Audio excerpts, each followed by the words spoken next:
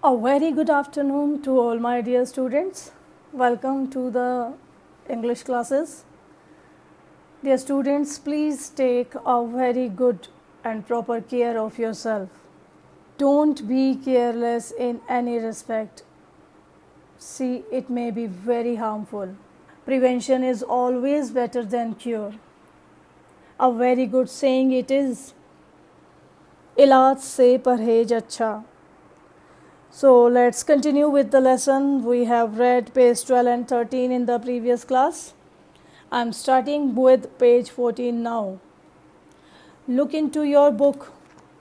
What we have read till now is who was Mahendra and what was his job, where does he work, his marital status, his asset or the only advantage he had.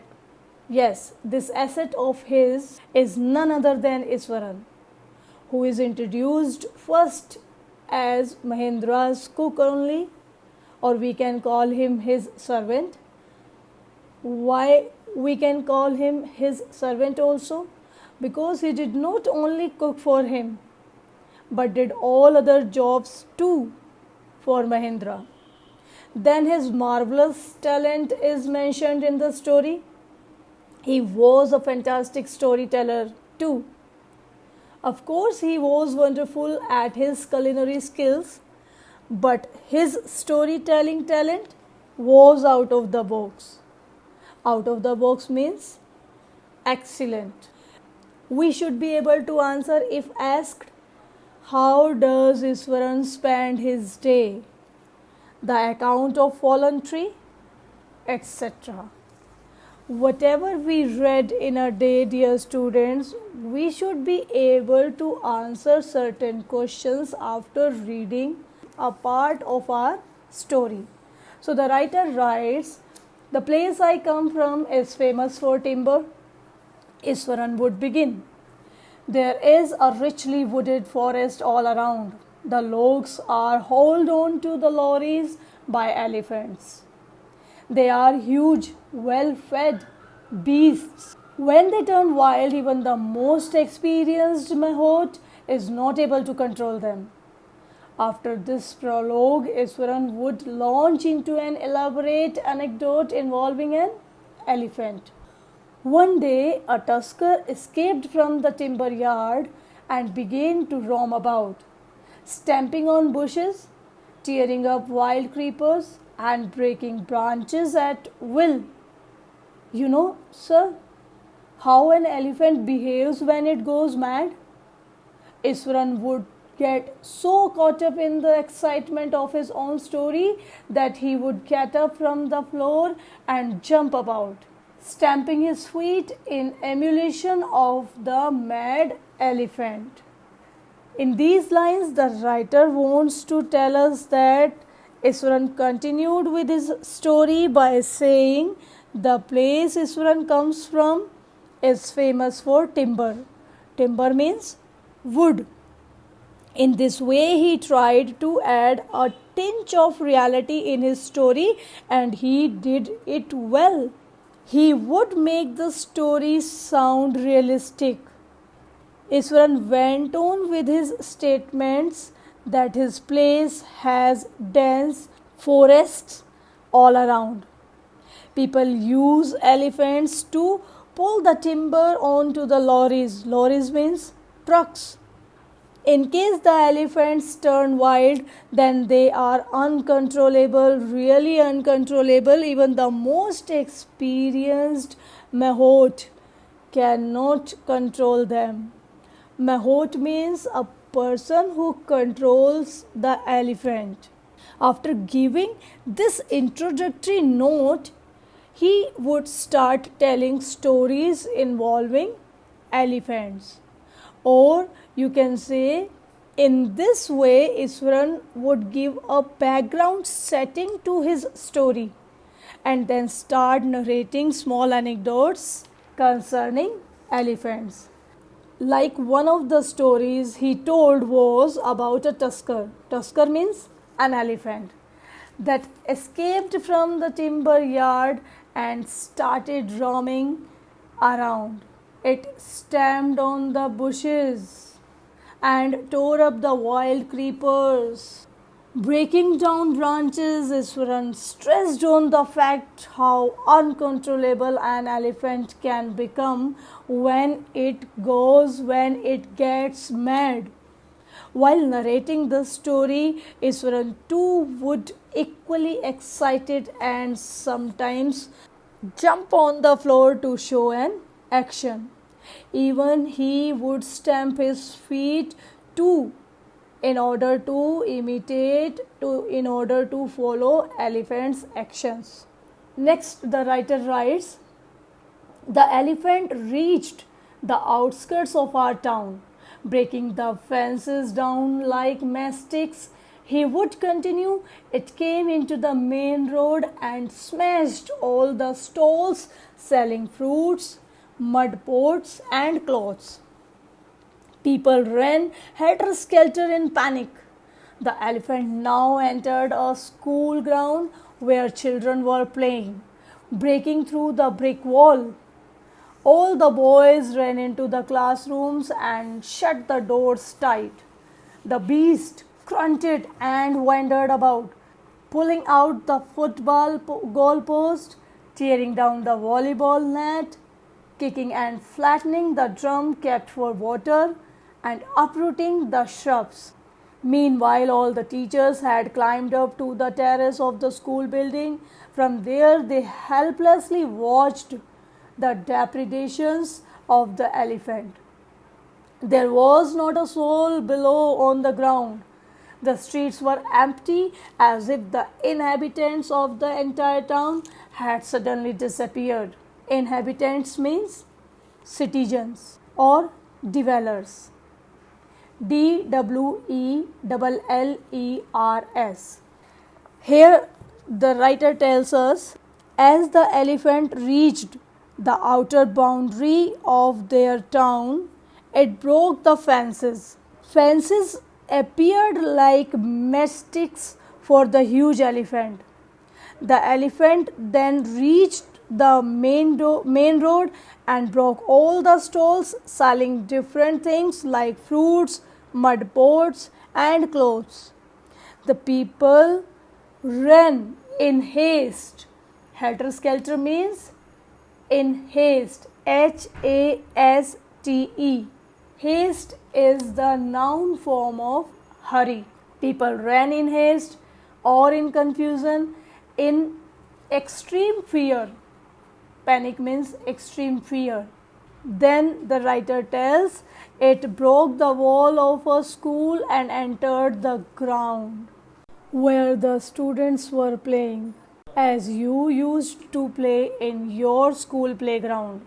Have you remembered? Yes. All the students ran back into their classrooms in the story and closed the doors tightly. The elephant made loud noises from its throat, that is grunted, and roamed around in the school ground. It broke the goalpost in the football ground, tore the net that had been put up in the volleyball court, stepped on the water drum, flattened it, and broke it, and tore many plants as well. The teachers had already climbed onto the roof of the school building and watched helplessly as the elephant destroyed the school property. Depredations means destruction made by elephant here. There was not a single person left on the field. The streets were empty by that time, as though the inhabitants, the dwellers of the town, had suddenly disappeared. Then the writer writes, I was studying in the junior class at that time and was watching the whole drama from the rooftop. I don't know what came over me suddenly. I grabbed a cane from the hands of one of the teachers and ran down the stairs and into the open. The elephant grunted and menacingly swung a branch of a tree which it held in its trunk. It stamped its feet, kicking up a lot of mud and dust. It looked frightening. but I moved slowly towards it, stick in hand. People were watching the scene hypnotized from the nearby house tops. The elephant looked at me red-eyed, ready to rush towards me. It lifted its trunk and trumpeted loudly. At that moment, I moved forward and, mustering all my force, whacked its third toenail on the quick. The beast looked stunned for a moment, then it shivered from head to foot and collapsed. Here the writer tells us that Iswaran continued with his story, telling Mahendra that he was a student in junior class at that time and was watching the entire drama from the rooftop. Iswaran said that suddenly an idea came to him. He didn't know from where, but he picked up a cane means stick, from the hands of one of the teachers and ran down the stairs into the open ground. On seeing a small boy approaching the elephant made loud noises from the throat, and in anger it lifted up a branch of a tree, hit his foot hard on the ground, showing his anger. That made a cloud of dust that threw the dust in the air. Actually, the elephant was threatening Iswaran, but the boy was not afraid of it at all. Iswaran said he moved towards it with the stick in his hand. Everyone watched the scene from the nearby housetops. The elephant looked at him angrily and ready to run towards Iswaran, but Iswaran moved forward with all his might, with all his power. Mustering means collecting all his force towards the elephant and struck. Whacked means struck the elephant hard on its toenail. The elephant looked stunned and shocked for a moment, and then it shivered from head to foot and fell down. The writer writes, at this point, Iswaran would leave the story unfinished and get up mumbling, I will be back after lighting the gas and warming up the dinner. Mahendra, who had been listening with rapt attention, would be left hanging. Then, when he returned, Iswaran would not pick up the thread of the story right away. Mahendra would have to remind him that the conclusion was pending. Well, a veterinary doctor was summoned to revive the animal. Iswaran would shrug casually. 2 days later, it was led away by its mahout to the jungle. Well, how did you manage to do it, Iswaran? How did you bring down the beast? It has something to do with the Japanese art, I think, sir. Karate or Jiu-Jitsu, it is called. I had read about it somewhere. It temporarily paralyzes the nervous system. You see, not a day passed without Iswaran recounting some story packed with adventure, horror and suspense. Whether the story was credible or not, Mahendra enjoyed listening to it because of the inimitable way in which it was told. Iswaran seemed to more than make up for the absence of a TV in Mahendra's living quarters. Here the writer wants to tell us, after saying that the beast fell down, Iswaran would leave the story incomplete. Deliberately he did so, in a low voice, saying that he would be back after lighting the gas stove to warm the dinner as they were getting late for the meal. Mahendra, who was listening with complete attention, would be curious to know what happened next, and he would feel unhappy that Iswaran had left the story incomplete. Even when he returned, He would not pick up the story, he would not continue the story on his own, as he wanted to arouse curiosity in Mahendra. That is his talent. Mahendra, who would be eager to know the ending, who would be eager to know the conclusion of the story, would remind Iswaran to conclude the story. So Iswaran would say here that a veterinary doctor was called to bring the elephant back to consciousness as it fell down, and after 2 days the mahout would take the elephant back to the jungle. But at this, Mahendra was curious to know that how did the young Iswaran manage to overpower the huge elephant. At this, Iswaran replied that he performed a Japanese martial art he had read somewhere. It was either karate or jujitsu, and this act temporarily paralyzes the nervous system. Well, in this way, the narrator says not a day passed when Iswaran did not tell a story which was always packed with adventure. He always told Mahendra an adventurous story, a horror story, or a mysterious story. Mahendra admitted that whether the story was believable or not, he always enjoyed listening to him. Why? Why did Mahendra always enjoy Iswaran's story? Because Iswaran's way of telling the story was really incomparable. Nobody else could stand in front of him while it is the matter of telling a story. Then Iswaran was entertaining in his own way, and because of him, Mahendra didn't miss having a TV in his room. Here, Iswaran is compared with a TV. And Mahendra didn't have a TV in his room, in his quarter, ever. And he didn't even miss that he didn't have a TV. One morning when Mahendra was having breakfast, Iswaran asked, "Can I make something special for dinner tonight, sir? After all, today is an auspicious day.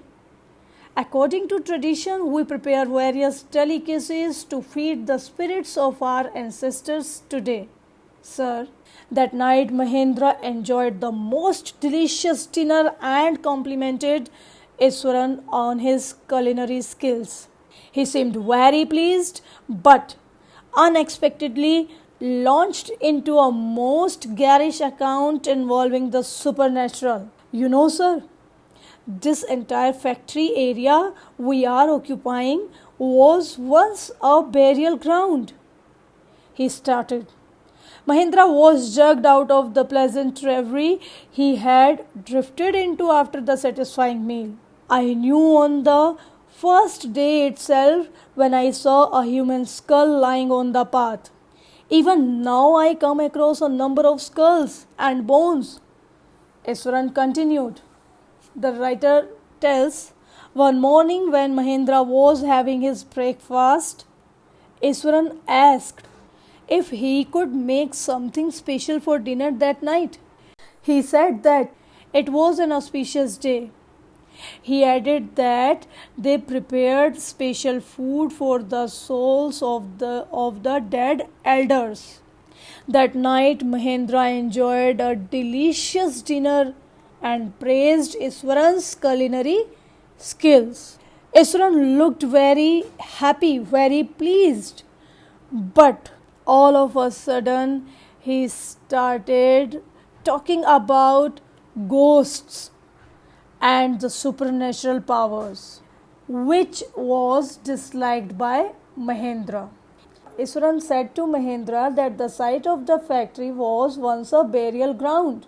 Mahendra came out of the pleasant thought after having a tasty meal. Iswaran continued that on the first day itself he had seen a human skull lying on the ground when he was returning after buying vegetables. Even later, he had come across a number of skulls and bones lying around the place. Dear students, this is for the day done.